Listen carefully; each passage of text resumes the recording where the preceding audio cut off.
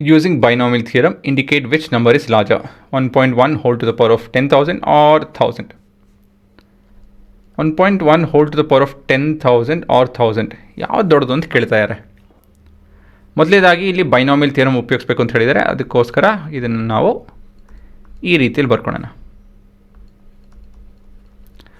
ಅದಾಯಿತು ಅಂದಮೇಲೆ ಏನು binomial theorem ಹೇಳುತ್ತೋ ಅದನ್ನು ಮಾಡೋಣ ಅಷ್ಟೇ ಅಂತ ಹೇಳಿದ್ರೆ ಇದನ್ನು ಎಕ್ಸ್ಪ್ಯಾಂಡ್ ಮಾಡೋಣ.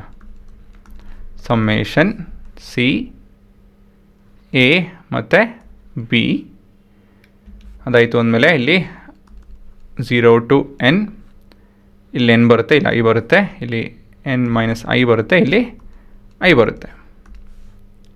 ಸರಿನಾ? ಸೊ ಮತ್ತು ಮುಂದೆ ವಿ ಗೋಣ substitute a is equal to 1, b is equal to 0.1 and n is equal to 10,000. bನ ನಾವು 1/10 ಅಂತ ಹೇಳಿ ಕೂಡ ಬರ್ಕೊಬೋದು. ನನಗೆ ಫ್ರ್ಯಾಕ್ಷನ್ ಸುಲಭ ಅನಿಸುತ್ತೆ ಡ್ಯಾನ್ ಡೆಸಿಮಲ್, ಸೊ ಅದು ನಾನು ಬರಿತಾ ಇದ್ದೀನಿ. ಹಾಂ, ಇವಾಗ 1.1 whole to the power of 10,000 ನಾನು 10c0 into 1 to the power of anything is 1 into 1/10 to the power of 0 is 1, ತೊಂದರೆ ಇಲ್ಲ, ಪ್ಲಸ್ 10c1 10,000 ಕೊಡುತ್ತೆ ಅಲ್ವಾ, into 1/10 to the power of 1 plus ಮಿಕ್ಕಿದೆಲ್ಲ ಬೇಕಾಗಿಲ್ಲ, ಇದೇ 10,000 ಕೊಡ್ತಾ ಇದೆಯಲ್ಲ, ನೋಡೋಣ ಏನಾಗುತ್ತೆ ಅಂಥೇಳಿ.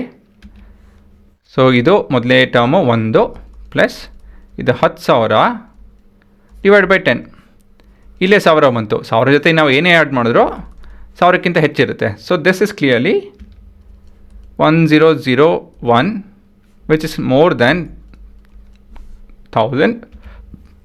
ಇದರಿಂದ ಏನು ಹೇಳ್ಬೋದು, 1.1 whole to the power of 10,000 is clearly more than 1000 ಅಂತ ಹೇಳಿ ಪ್ರೂವ್ ಮಾಡ್ಬೋದು.